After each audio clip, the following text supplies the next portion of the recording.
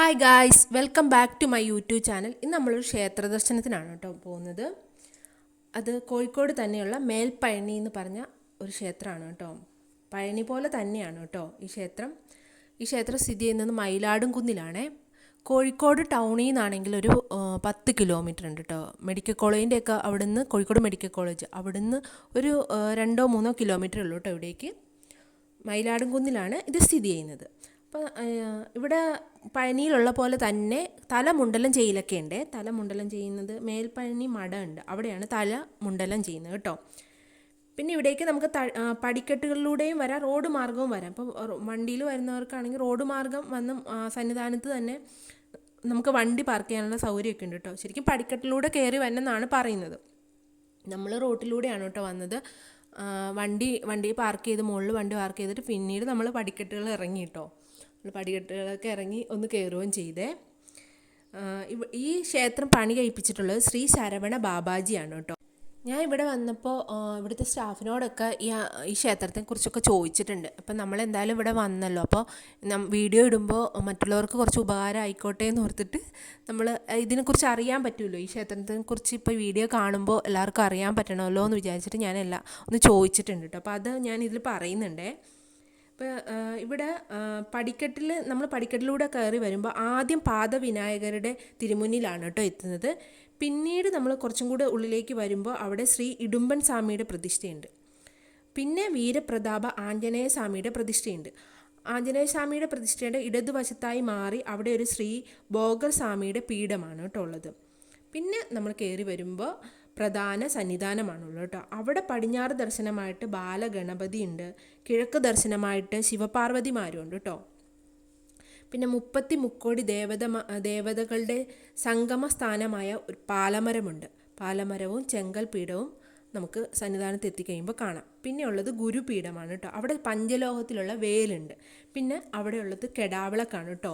ആ കെടാവിളക്ക് 2017 ജൂൺ 8 ശ്രീ ശരവണ ബാബാജി തെളിയിച്ചതാണ്.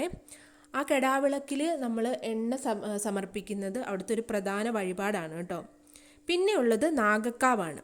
നാഗക്കാവിൽ ആയില്യപൂജ, എല്ലാ മാസവും ആയില്യപൂജയുണ്ട്, സർപ്പബലിയുണ്ട്, നൂറുംപാലുണ്ട്. ഈ ക്ഷേത്രത്തെ സംബന്ധിച്ച് ആദ്യം പ്രതിഷ്ഠിച്ചത് നാഗക്കാവായിട്ടാണ് കേട്ടോ പറയുന്നത്. പിന്നെ ഉള്ളത് ഗുളികൻ്റെ ദേവസങ്കല്പമാണ്. അവിടെയാണെങ്കിൽ എല്ലാ വെള്ളിയാഴ്ചയും വൈകുന്നേരം 6 മണിക്ക് പ്രത്യേക പൂജയുണ്ട്. ഇവിടുത്തെ പ്രധാന ദേവസങ്കല്പം പടിഞ്ഞാറ് ദർശനമായി ശ്രീ മുരുകൻ സ്വാമി ശ്രീകോവിലാണ് കേട്ടോ ഉള്ളത്. പഴനിയിലെ അതേ സവിശേഷതയോട് ആണ് കേട്ടോ ഇവിടെ പൂജാതി കർമ്മങ്ങൾ നടന്നു വരുന്നത്. പഴനിയിലെ തമിഴ് വംശജരായ ബ്രാഹ്മണ ശ്രേഷ്ഠന്മാർ തന്നെയാണ് കേട്ടോ ഇവിടെ നിത്യാദി പൂജ കർമ്മങ്ങൾ നടത്തി വരുന്നത്. ഇവിടെ രാവിലെ 6 മണിക്ക് നട തുറക്കും. പിന്നീട് 1 മണിയോട് കൂടി ഇവിടെ നട അടയ്ക്കും. അതുപോലെ വൈകിട്ടാണെങ്കിൽ 5 മണിക്ക് നട തുറക്കും, 8:30 കൂടി നട അടയ്ക്കുകയും ചെയ്യും കേട്ടോ. പിന്നെ ഇവിടെ ഉള്ളത് മയിലാടുംകുന്നിലമ്മയാണ്. മയിലാടുംകുന്നിലമ്മയാണ് ഈ മയിലാടുംകുന്ന് സംരക്ഷിച്ചു പോകുന്നതെന്നാണ് പറയുന്നത് കേട്ടോ. പിന്നെ ഷിർദി സായി ബാബ മന്ദിരമുണ്ട്. പിന്നെ ശ്രീ അയ്യപ്പനുണ്ട് കേട്ടോ. അങ്ങനെ നമ്മൾ ഇവിടുത്തെ അത്യാവശ്യം കാര്യങ്ങളൊക്കെ എനിക്ക് മനസ്സിലായ കാര്യങ്ങളൊക്കെ ഞാൻ പറഞ്ഞിട്ടുണ്ട് കേട്ടോ ഇതിൽ. ഈ ക്ഷേത്രം കാണുമ്പോൾ തന്നെ നമുക്ക് ഒരു തമിഴ് ടച്ചാണ് കേട്ടോ ഈ ക്ഷേത്രത്തിനുള്ളത്.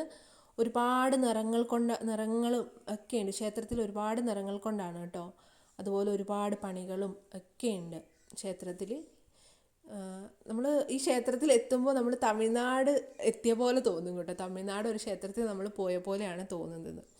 നമ്മൾ വന്നപ്പോൾ തന്നെ വഴിപാടൊക്കെ കഴിച്ചിട്ടുണ്ടായിരുന്നേ. അപ്പോൾ അവിടെ നമ്മൾ പൂജ കഴിച്ചിട്ടുണ്ട്. അപ്പോൾ അവിടുന്ന് പൂജ കഴിച്ചിട്ട് നമ്മളിങ്ങനെ പോരുമ്പോൾ നമുക്ക് കറക്റ്റ് അറിയില്ലല്ലോ, ഞാൻ ആദ്യമായിട്ടാണ് വരുന്നത്, അപ്പോൾ കറക്റ്റ് അറിയില്ല. അപ്പോൾ അവിടുത്തെ സ്റ്റാഫ് നമ്മളോടെല്ലാം പറഞ്ഞു തരും. പൂജ കഴിച്ചിട്ട് നമുക്ക് അവിടുന്ന് ഒരു തട്ട് തന്നിട്ടുണ്ട്. തട്ട് തന്നത് ശ്രീകോവിലിൽ നമ്മൾ തട്ട് വെക്കുന്നതിന് മുമ്പ് നമ്മൾ ശ്രീകോവിലിൽ ഒന്ന് വലം വെച്ച് തൊഴുതിട്ട് തട്ട് പടിക്കൽ വെക്കുക കേട്ടോ. വെക്കുമ്പോൾ അത് ഉള്ളിലേക്ക് എടുക്കും. അവർ ഉള്ളിലെടുത്ത് പൂജ ചെയ്തിട്ട് തിരിച്ച് നമുക്ക് അത് തരും. ആ തട്ട് തരും. ആ തട്ട് തരുമ്പോൾ അത് നമ്മൾ തട്ട് തന്ന സ്ഥലം ഉണ്ടല്ലോ, അവിടെ തിരിച്ച് കൊണ്ടുവന്ന് കഴിയുമ്പോഴത്തേക്ക് അവിടെ നമുക്ക് കവർ തരും. ആ തട്ടിലുള്ള വഴിപാടുണ്ടല്ലോ അത് നമുക്ക് വീട്ടിൽ കൊണ്ടുപോകാനായിട്ട് കവർ തരും. അങ്ങനെ വീട്ടിൽ നമുക്ക് അത് കവറിലോട്ട് എടുത്തിട്ട് തട്ട് നമുക്ക് അവിടെ കൊടുക്കാം. അങ്ങനെ നമുക്ക് അറിയാത്ത കാര്യങ്ങളൊക്കെ നമുക്ക് അവരോട് ചോദിച്ചാൽ അവർ നന്നായിട്ട് നമുക്ക് പറഞ്ഞു തരുവേ. പിന്നെ നമ്മളങ്ങനെ തിരിച്ചു പോരുക. നമ്മൾ തൊഴുത് കുറച്ച് ഒരുപാട് സമയം നമ്മൾ അവിടെ നിന്നു കേട്ടോ. പിന്നെ നമ്മൾ തിരിച്ച് പോരുകയാണ് കേട്ടോ. ശരിക്കും ഒരു ചുരം ഇറങ്ങുന്ന പോലെ തന്നെയാണ്. വണ്ടിയിൽ പോരുമ്പോൾ കുറച്ച് വളഞ്ഞും തിരിഞ്ഞും ഒക്കെയാണ് കേട്ടോ. കുന്നാണല്ലോ ഇത്. അപ്പം നമ്മളങ്ങനെ തിരിച്ച് വീട്ടിലേക്ക് പോരുകയാണേ. അപ്പം നന്നായിട്ട് വിശക്കുന്നുണ്ട്. മോൻ പറയുന്നുണ്ട് അവന് വിശക്കുന്നുണ്ട് എന്ന്. ഞങ്ങളെങ്കിൽ ഫുഡും കൂടെ കഴിക്കാം എന്ന് വിചാരിച്ചു. അപ്പോൾ മോന് ഒരുപാട് ഇഷ്ടമായി. അപ്പോൾ മോനതിന് പറയുന്നുണ്ട് അവന് ഇനിയും വരണമെന്ന്. ഞാൻ പറഞ്ഞെങ്കിൽ അവിടെ നിന്ന് പ്രാർത്ഥിക്ക്, നമുക്ക് എപ്പോഴും ഇവിടെ വരാൻ പറ്റണേന്ന് പ്രാർത്ഥിക്കാൻ പറഞ്ഞു കേട്ടോ. അപ്പോൾ അങ്ങനെ ഞങ്ങൾ തിരിച്ച് ആ മല ഇറങ്ങി കേട്ടോ. മല ഇറങ്ങി വന്നു. പിന്നെ ഞങ്ങൾ ഫുഡ് കഴിക്കാനായിട്ട് പോവുകയാണേ. ഫുഡ് കഴിച്ചിട്ട് വീട്ടിലേക്ക് പോകാമല്ലോ എന്ന് വിചാരിച്ചു. എല്ലാവർക്കും വിശക്കുന്നുണ്ട്. മോന് വിശക്കുന്നുണ്ട്, എനിക്കും വിശക്കുന്നുണ്ട്. ഞങ്ങളങ്ങനെ ഫുഡ് കഴിക്കാനായിട്ട് കയറി കേട്ടോ. അപ്പോൾ ഇന്നത്തെ വീഡിയോ ഇത്രയേ ഉള്ളൂ. എല്ലാവർക്കും ഇഷ്ടമായെന്ന് കരുതുന്നു. Thank you for watching.